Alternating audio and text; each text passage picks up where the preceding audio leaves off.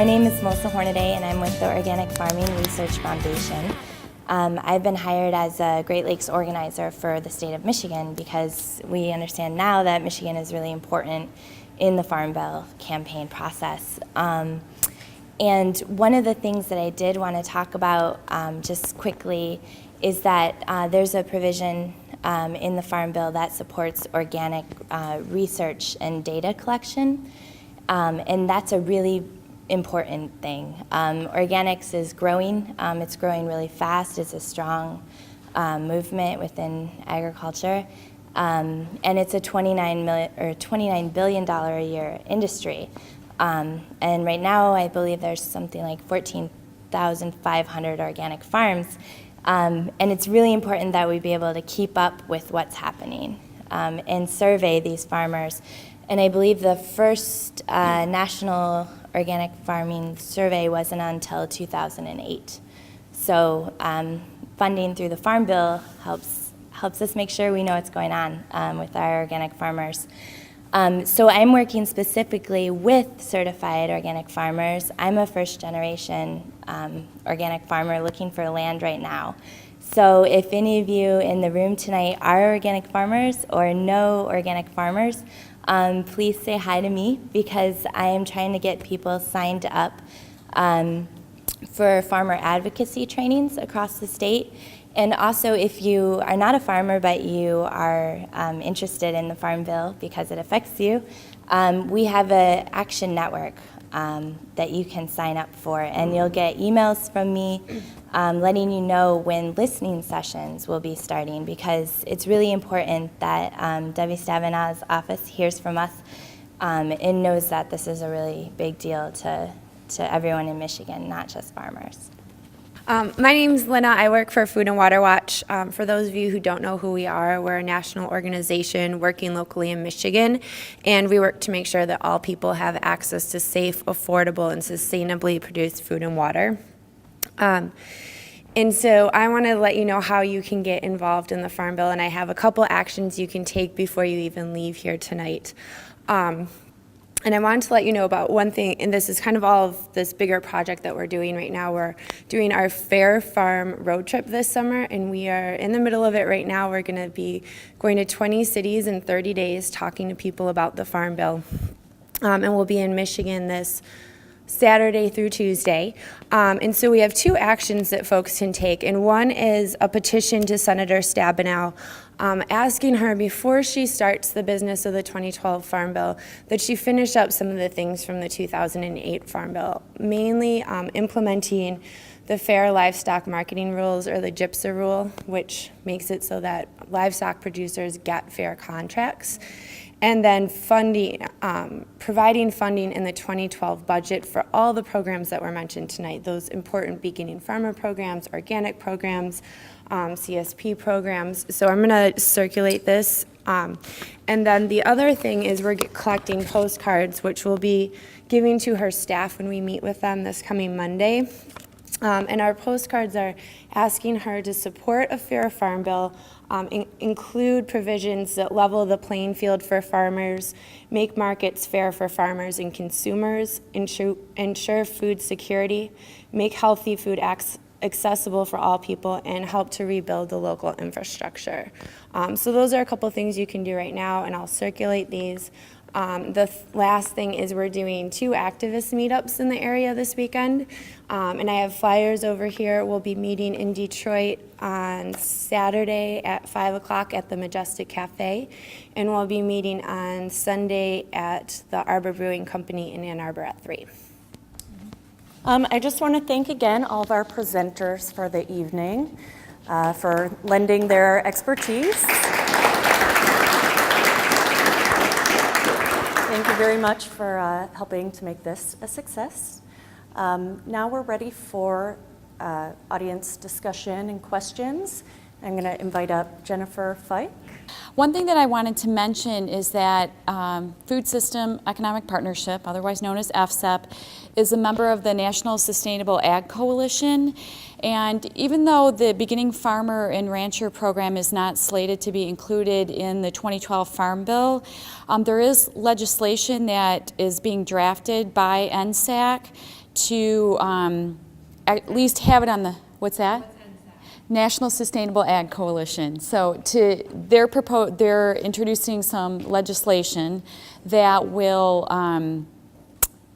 bring attention to the beginning farmer program. So it's kind of like they're saying this needs to be funded in the 2012 Farm Bill, and this is what we see needs to happen. And I'm going to be sending out some information about that legislation once NSAC has it written, but then we will be asking folks to contact their legislators, senators, and reps to be able to support that legislation, and they're actually going to be looking for a sponsor. I think they have a sponsor right now, but looking for other sponsors of that proposed legislation.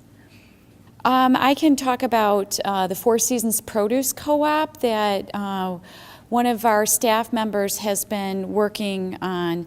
Jane Bush, she is a farmer from the Charlotte area, and she works for FSEP in business development. And she's been working with a number of producers around the state.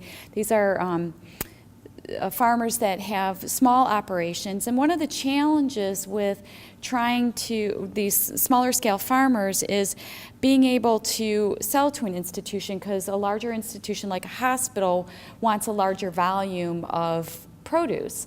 So what Jane has done is some grassroots organizing with farmers in many counties in southeast and mid-Michigan on being able to grow. She started with spinach, so let's just focus on one crop, help them with determining production schedules and helping them with pricing, and then branding. So she's helped them form this co-op. It's an entity called the Four Seasons Produce Co-op, again, growing all year round to help meet the local food demand. And now these producers, I think it was March, just made their first sale to Allegiance Hospital in Jackson County, which was great. It was a great effort of seeing these small-scale producers be able to make a contract with the hospital, and now we're seeing that grow. They're able to supply the hospital each week, and now the hospital's looking for more local produce, and now the co-op is, they're in tomato production and other crops as well. So that's what I would say is a creative way to be able to meet the demand for local produce with being able to help our smaller scale farmers meet the larger demand from these institutions. And we have applied for Farm Bill funding. The co-op, actually, I should say, has applied for Farm Bill funding to be able to support those efforts.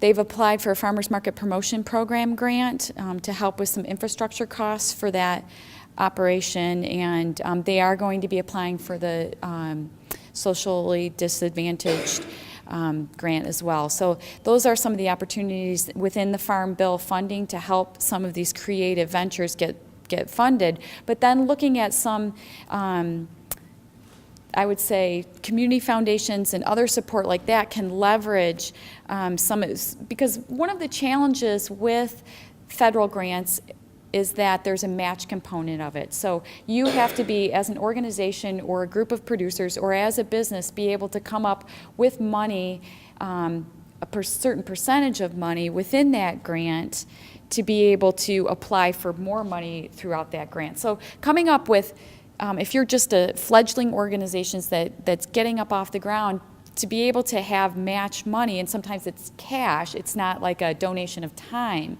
it's really difficult for these startup organizations. And so there are Farm Bill programs that don't have that match dollar requirement, which is quite an incentive for some of these farm operations and producers to go after the funding for that. And one of those, for example, was the Rural Business Opportunities Grant through USDA Rural Development that did not have a match requirement. But this grant is extremely competitive. Last year, only 27 groups were funded out of it, and that's a national grant. So only 27 out of the whole U.S. were funded out of it. So again, they're highly competitive, but there are opportunities. And again, with having Senator Stabenow as chair of the Senate Ag Committee, that's a great opportunity to bring attention and funding to the state. Sure. The question was, is the Michigan Food Policy Council still functioning? And the other question was, there's the Washtenaw County Food Policy Council is in the planning stages, and what's going on with that, and what are some of the plans for that?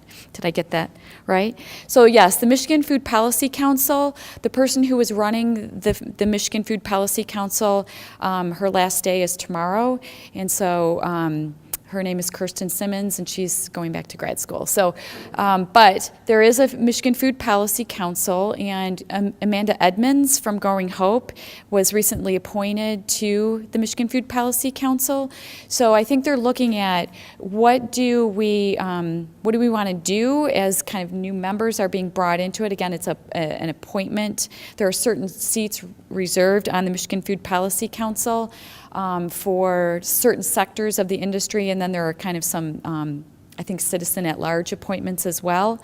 But this group, again, there's some older members who have been on the council and some new members as well, they're looking at, okay, what can we dive into? There were some task forces that were created early on that were focused on food access, business development within the food system, and some other institutional purchasing. And there were some recommendations out of those task forces, so I'm not sure if the Michigan Food Policy Council is going to look back at what those recommendations were and then move forward. I think they're still trying to find their way with some of the new members. But we've tried to make the case that there needs to be a connection between the state, at the state level, the Michigan Food Policy Council, and what's happening at the county level, because there's a lot of activity happening around the state with counties and even smaller city groups wanting to form food policy councils. So Detroit has a food policy council. There's a Greater Grand Rapids Food Systems Council. There are some other groups, and the state had granted some various organizations some seed money to begin planning for Food Policy Council formation. And Washtenaw County Public Health had received a grant to explore this, and they're actually going after additional funding, kind of move it into the next step. But we're going to be, we want to make sure that at the Washtenaw County Food Policy Council that, again, certain groups are represented at the table. We don't have our bylaws, it'll be kind of when this group forms will be, that group will determine what the bylaws are, but we want to make sure that those within food access are represented, that those farmers are represented, distributors, hunger advocates, public health officials, and we're looking at possibly this Food Policy Council being a committee of the Board of Commissioners for Washtenaw County, so then we could make sure that some of the things that we want to work on, which is some best practices for institutional purchasing at the county level, we have that connection with our politicians and can advocate for appropriate legislation. Yeah, it's that economic impact of agriculture that really resonates with policymakers. And again, it's the second leading industry in the state, and it continues to grow as other sectors have declined. Agriculture has continued to grow, which is great. The governor, I was at the governor's summit on production agriculture last week, and they're looking at what can we do to, again, continue to grow the industry. There is a large focus on exports. So the state wants to double exports in the next 5 years. So that's an opportunity for some of our larger producers. Again, it doesn't get at the staying in the community and creating economic opportunity within a community, but there are those producers who want to export, and I think it's an opportunity for them. But I think the governor is also aware of and interested in wanting to increase healthy food consumption for food that is grown within the state. So I think that's a real opportunity for organizations like FSEP and Growing Hope and others to make that case at the state level about increasing our health outcomes and also promoting economic activity within our regions. Well, I think having events like this is we're trying to do outreach into the community to bring attention to what's in the Farm Bill, because I think many people don't realize where the funding is coming from for food access. And so I think trying to bring attention to that, and then the need to retain that funding to support those who are most at risk, is really key to getting the word out. And so we're trying to do what we can and also connect with other groups within other nonprofits in our region who are directly working with clients like Growing Hope and Food Gatherers in Washtenaw County and other groups really around Southeast Michigan to make the case with the clients that are utilizing these benefits. Well, I mean, I think just the general public, because again, I think people don't, well, there's a disconnect between, I think with many people about where their food is actually coming from. And so really trying to make that connection with people. However, that said, one of the growth areas in agriculture is for Michigan-grown products. So some of the folks within our organization have seen that is an area of opportunity, because as our economy has suffered, people say, what can I do on a personal or local level? Well, I can support Michigan farmers by buying this Michigan product. And so I think that's kind of continuing that thought process, but then kind of taking it to the next step of let's support some of these things within Michigan that the Farm Bill funding comes to. So looking at the Specialty Crop Block Grant program, which supports the producers that are growing the wide variety of produce that's produced here is one example, but really trying to make that connection with the general public about the need and the importance of the Farm Bill. Thanks so much, everybody, for being here. Thanks, Lauren Malash.